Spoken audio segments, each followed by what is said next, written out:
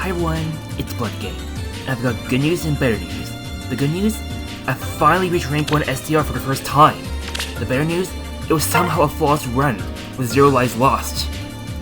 I was actually able to reach Master some time ago, but I got stuck in limbo for months until now. It was a long wait, but I'm glad the wait was worth it, and I'll be showing how I reached your pinnacle of the arguably most difficult game mode of all time. Without further ado, let's go over my star players of my winning team. Young Chrobin is my captain unit, as well as my main DPS unit. They are everything that you want for a top tier SD unit. Solid nuke potential, an extra action eco, a strong debuff in the form of Hush Spectrum, and access to counter control to top it off. And I gave him the Celica ring to grant him a larger threat range, as well as means to bypass units not named Valentine's Myrrh or Gatekeeper, and pick off weaker foes. Next up is a tuned Ivy. She's a secondary DPS unit, who I mainly use to take out any annoying save tanks or counter control units. And I equipped a Mars ring on her so she would be able to proc unit twice, with a triangle attack buff. While Ivy didn't last long in most of the matches, she was still integral in removing a pro unit on the board for my team to have an easier time, so she more or less served as a sacrificial nuker as well. However, the most important unit in my team is neither the team captain nor the unit taking one for the team. It's a tuned Micaiah. She is undoubtedly the backbone of my team, and what makes her so amazing is her sheer versatility, being the ultimate rogue compressor in heroes. She's pretty much a walking, or should I say a flying harsh command plus, who just sent a ton of debuffs in the form of stat swings to her foes. And with her also having Omni Guidance, her C-slot is flexible, with Breath of Life 4 being the most popular C-skill to run on her, to combat against burn damage and AoEs. She was a must-have for all teams, since the best way to beat an attuned Micaiah is using another attuned Micaiah, and not using her for this season would become an uphill battle. While I probably should have given the Igrene to my save tank, who would have gotten a better mileage out of the unpierceable DR, giving it to her did occasionally help her out with enemy phasing against other range tanks that could otherwise take her out. Bridal Catcher is Support Unit 2.0. While the current meta may have switched away from capture balls, this doesn't mean that she still doesn't work well today. Bridal Catcher not only serves as a backup guidance unit, but also as a main facilitator for nuking. Her triangle attack still remains valuable for a DPS unit to break through most meta tanks that they normally wouldn't be able to. Last but not least, I've got Nagi, who I've been secretly building for months. I had wanted to use Valentine's Myrrh to count Celica ring users, but I've seen a couple of folks running Nagi in their team, and that gave me the motivation to try her out this season. She's got the standard Hardy Fighter build, and combined with her free AoE protection, she can survive most nukes in the game outside of full DR piercing attacks on the second hit. She's also got Steel and Shield as a tech option against other attuned Micaiahs. And for my chosen captain skill, it's Reversal Season. With everyone and their mothers running attuned Micaiah, it is the go-to skill for using those converted bonuses against foes in the form of huge stat swings in combat, making a much more broken skill than Might of Myriads and Headlong Rush. Let's go over the matches.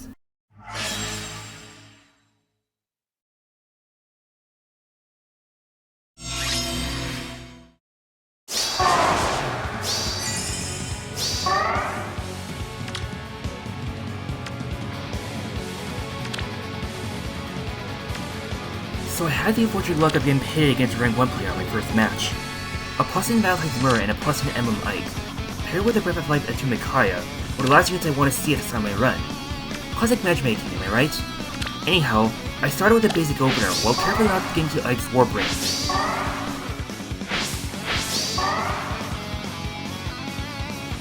We are invincible!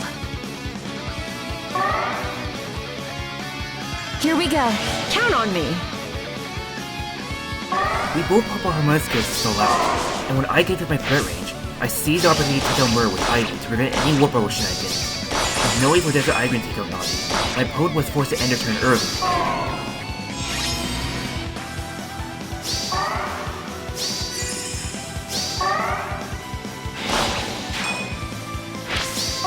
Unfortunately, Ike one-shotted Ivy, and my Chrobin could get the revenge kill even with triangle attack and Hush Spectrum online.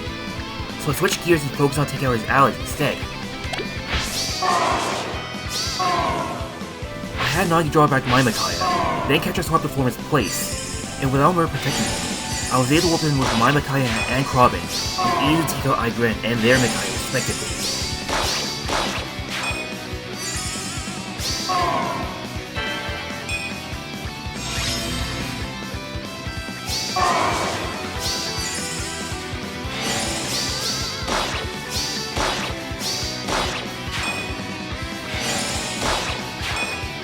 Now my next strategy was to survive Ike's onslaught before I wiped up my other units, which wasn't going to be easy because of the Celica ring enabling him to warp up close to any of my units with the right spaces.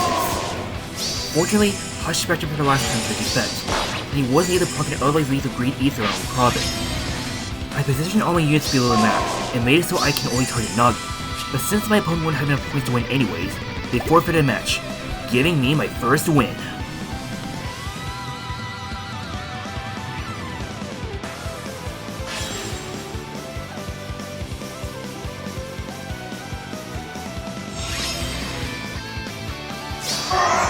For my second match, I came across the Raidboss Legendary Man Alear team. I realized I had trouble taking out Legendary Man Alear because of the Nergal effect, but this will all change soon. I either had to take him out when he's far away from his allies, or remove him out of the picture, just like what I did in the last match. I was careful about my approach, because even if Alear doesn't have the Celica ring, the Zerg can still grant him extra movement. I had Chrobin repo Ivy downward, but because of Bulwark 4, Ivy can only target Alear or Evil, both whom she failed to kill. Though when it comes to gatekeeping in my threat range, I prioritized popping off the board first using Ivy, so I wouldn't have to deal with Warble and Catch Control. She'll obviously not survive the next turn, but it was a worthy trade-off. On the next turn, they had Micaiah take out Ivy so her allies could warp in. I had Catcher swap places with Micaiah to protect her, and Alear went up close and took out the former. However, it was just what I wanted. Without his Miracle online, Chrobin swiftly ran to kill Pepsi Grid, giving bonus kills from a captain-to-captain kill. Let's give it Our all!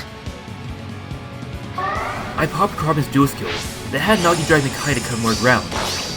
Evil tried to kill Nagi, but it wasn't enough, and Micaiah was able to take out their only means of actual eco. And yeah, the next one became easy peasy afterwards.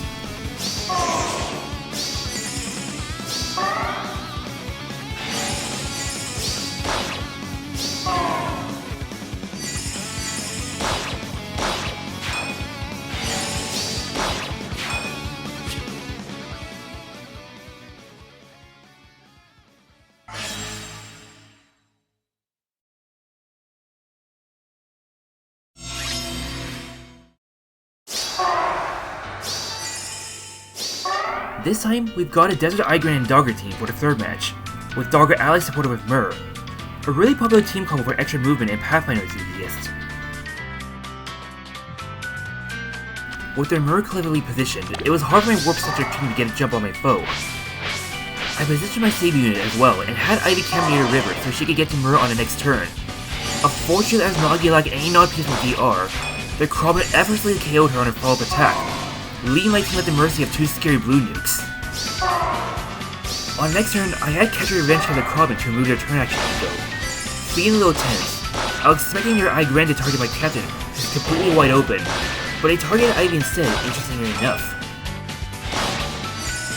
Micaiah narrowly survived and took out Myrrh thanks to her armor effectiveness, and Chrobin was able to revenge kill Igrene.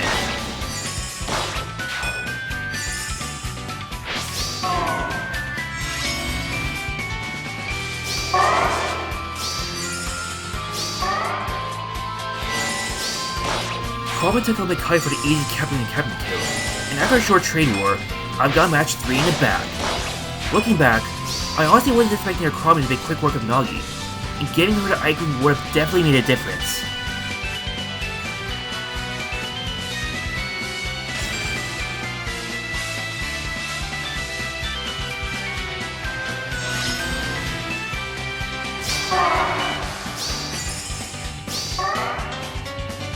Well, this is the first dual Lyon we'll be facing this season, almost max merge 2, along with dual Sharena, who can be pretty scary against teams that lack Catus control.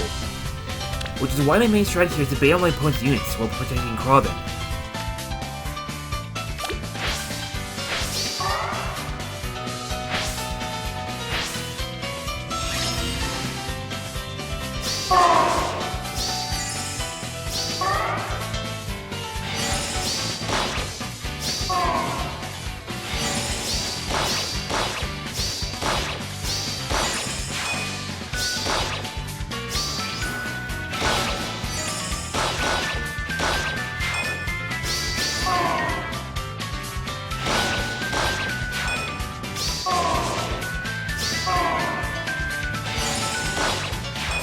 On turn 2, we exchanged attacks, but I was able to come out on top. Love The duel will actually get popped with trump card by any catcher's action on next turn, but that won't matter, as they would only have 4 Mario left, and I could easily finish the match with just Chrobin and Micaiah active.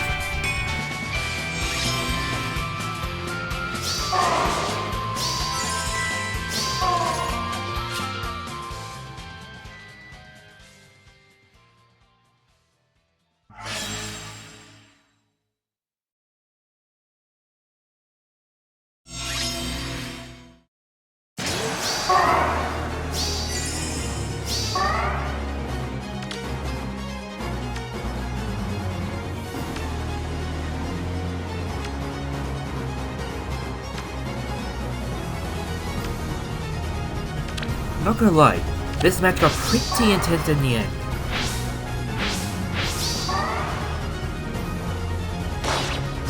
I had Ivy 1-round KO Myrrh, which unfortunately activated their trap card in the form of dual Sharena C skill and granted her an extra action. Emma swooped in for a free revenge kill, and my other units couldn't warp into attack because Myrrh's warp bubble buff was still active.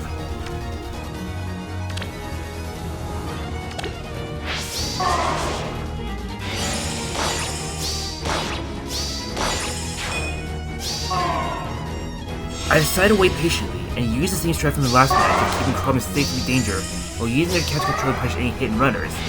Like so. Let's give it our all. We'll settle this right now!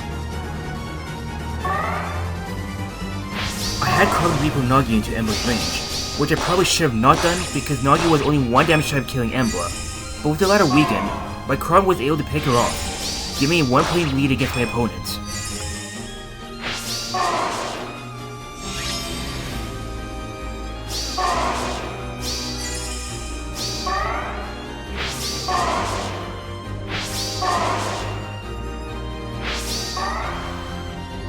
It has all come down to a mirror match. We both stalled each other out on turn 3, and since my opponent didn't end their turn early, I was able to get the first move on the next turn, and have my Chrobin take out their Chrobin.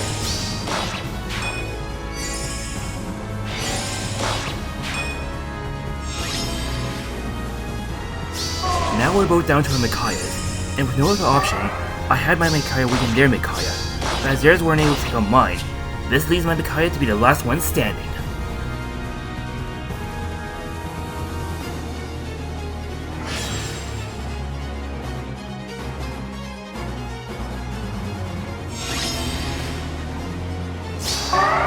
This time, it's a breather match, whereas match against a gold rank player with meta units that more or less had their default kit.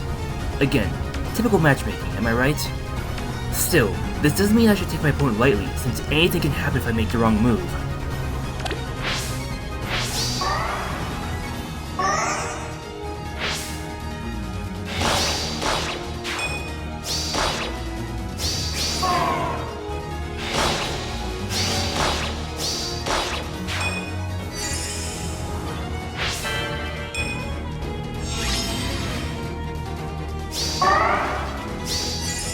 I was able to win without losing a single unit. There wasn't really much for me to show here, but I don't blame the opponent for backing out.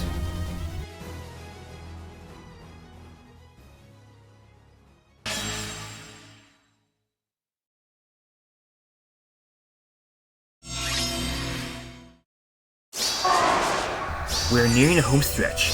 For my second to last match, I faced a predominantly melee team, and as they are running Legend Mail Corrin to prevent my ranged units from warping, I had to rely on my Blade and Punish strat whenever I find an opening.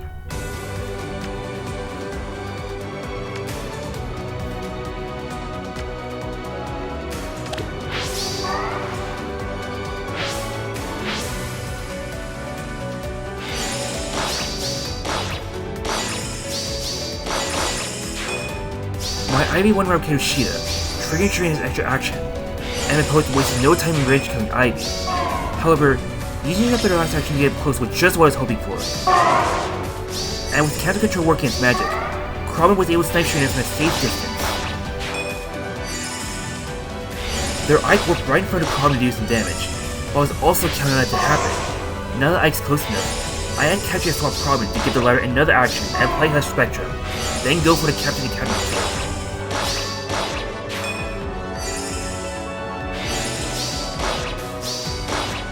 Male Corrin warped into Celica and applied a water terrain, but both Micaiah and Nergal were far from deterred by the water toss to easily finish the match.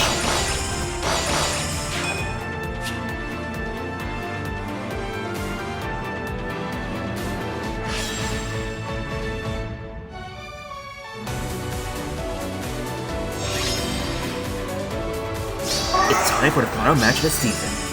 I was up against a team that had Emma Celica and Nergal, which is a really strong combo, since Celica could use a massive range to either nuke or pull off the Celica side, and seal those buffs for our team via Nergal's essence tree. As such, taking out Nergal was my utmost priority.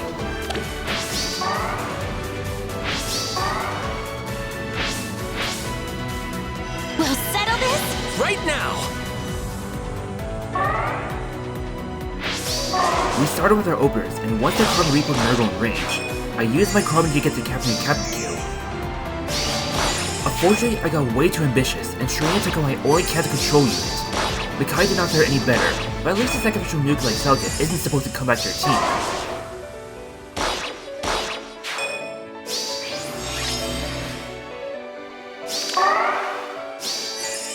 With two of my most important units down for the count, the situation looked awfully grim, but things took a turn for the better from here. You look radiant. I popped character's budget stall out, and when my opponent for some reason ended Chrobin's turn, I had Ike safely snipe him across the river and retreat her out of Sharena's range. Sharena attempted to pursue my units, but I had Nergal warp in for the kill. And with only Micaiah remaining, my opponent forfeited the match, giving me enough grade needed to finally hit rank 1. Despite initially missing it by the final match, I think this is a great way to end my SDR run, since it got the chance to show that I was capable of improvising and entering the battle to my favor.